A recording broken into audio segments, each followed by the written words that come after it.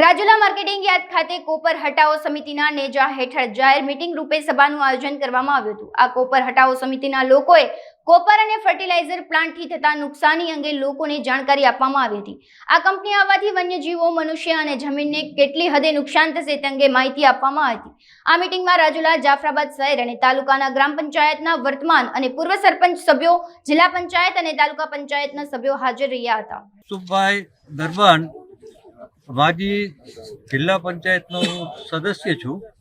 આજથી 25 વર્ષ પહેલાં કોપર સ્મેલ્ટર રિફાઇનરીની આ જ રીતે જાહેરાત થયેલી ત્યારે સરકાર અમારી સાથે હતી અને પ્રતાપભાઈ માજી ધારાસભ્યની આગેવાની હતી। અમે બધાએ જઈ અને નાનામાં નાના માણસે સહકાર આપ્યો હતો, કારણ કે એ બધાને ખબર હતી કે કોપર છે ને એ ત્રાંબુ છે।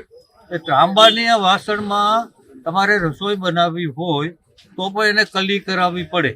જો તમે કલી ન કરાવો તો ત્રાંબાના વાસણમાં રસોઈ બનાવતા નહીં। આટલો ઝેરી પદાર્થ છે અને આના પ્રદૂષણથી ફક્ત ખેતીવાડી એ દરિયાઈ માછલીઓ એને પણ નુકસાન થશે અને લોકોના આરોગ્યને પણ નુકસાન થશે।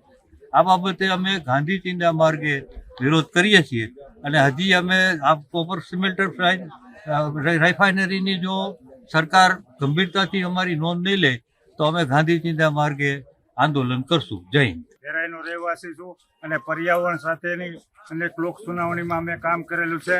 આ કોપર નામની જે મહારાક્ષસ આ આપણા વિસ્તારમાં આવી રહેલ છે, એનાથી ભયંકર આ વિસ્તારની બાગાયતી ખેતી જે આપણા વિસ્તારનું જે તાલાળા ગણાય છે એવા વિસ્તારને પણ થવાની છે અને જીવસૃષ્ટિને અને માનવ જાતને પણ ભયંકર નુકસાન થવાનું હોય, જેથી અમે આનો વિરોધ કરીએ છીએ। અને અમે વિરોધ કરવા ખાતર નથી કરતા, એના EIA રિપોર્ટમાં જ એ લોકો એવું કહે છે કે અમે પર્યાવરણ પાછળ 1300 કરોડની જંગી રકમ ખર્ચો કરવાના છીએ। તો પર્યાવરણ પાછળ જો એટલો બધો ખર્ચો કરવાના હોય તો એ પ્રદૂષણ કેટલું કરશે એ આપણે સમજી શકીએ છીએ। અને આમાંથી કેટલાય ઝેરી પદાર્થો એ લોકો જમીનમાં, દરિયામાં, હવામાં છોડવાના છે। આનાથી વાયુ પ્રદૂષણ, પછી જમીન પ્રદૂષણ અને પાણી પ્રદૂષણ, આ બધા ટાઈપના પ્રદૂષણો થવાના હોય, જેથી અમે વિરોધ કરીએ છીએ। નહીં કે અમે કોઈ ઉદ્યોગોના વિરોધી છીએ, પણ આવા ઝેર ઓકતા કંપનીઓના વિરોધી છીએ। ભારત માતા કી જય। મારું નામ વાળા ભરતસિંહ પોપટભા, પ્રદેશ પ્રમુખ ખેડૂત કલ્યાણ સંગઠન।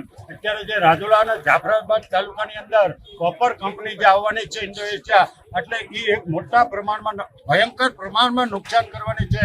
એ 17,000 કરોડ રૂપિયાનો એનો પ્લાન્ટ છે અને એ કંપની પોતે જ એના રિપોર્ટમાં સ્વીકારે છે કે અમે 1300 કરોડ રૂપિયા પર્યાવરણ માટે વાપરવાના છીએ। એટલે કંપનીનો રિપોર્ટ જ જણાવે છે કે જબરજસ્ત પ્રમાણમાં એ પર્યાવરણને નુકસાન કરવાની છે। સાથે સાથે રાજુલા અને જાફરાબાદ તાલુકાની ખેતીને મારા અનુભવ પ્રમાણે ગુજરાતમાં નંબર 1 પ્રકારની 50-60 ફૂટે મીઠા પાણી છે। એ મીઠા પાણીને આ કોપર કંપનીનો જે પ્રવાહી ઝેરી નીકળવાના છે એનાથી ભયંકર નુકસાન થવાનું છે। એટલે અમે આ વિસ્તારમાં લોકોને જાગૃત કરવા અને આ આંદોલનને સફળ બનાવવા માટે અમે આવ્યા છીએ। જો કંપની કે સરકાર 2 દિવસમાં આજે એની પાસે સમય છે, જો સમજી જાય તો અમને વાંધો નથી, નકર 13 તારીખે અમે જબરજસ્ત પ્રમાણમાં આખા ભારતની અંદર ક્યાંય ન હોય તો એવો વિરોધ કરી અને આ કંપની અહીંથી હટી જાય એવા અમારા તમામ પ્રયાસ હોય છે। અને જો આ કંપની પછી અહીંયા મનમાની કરશે અને એના 5-25 જણા જે માલેતુજારો છે આ વિસ્તારના એ કંઈક પ્રલોભનો કરે છે, એ તદ્દન ખોટા અને વાહિયાત છે। એનો અમે સખત શબ્દોમાં વખોડી કાઢીએ।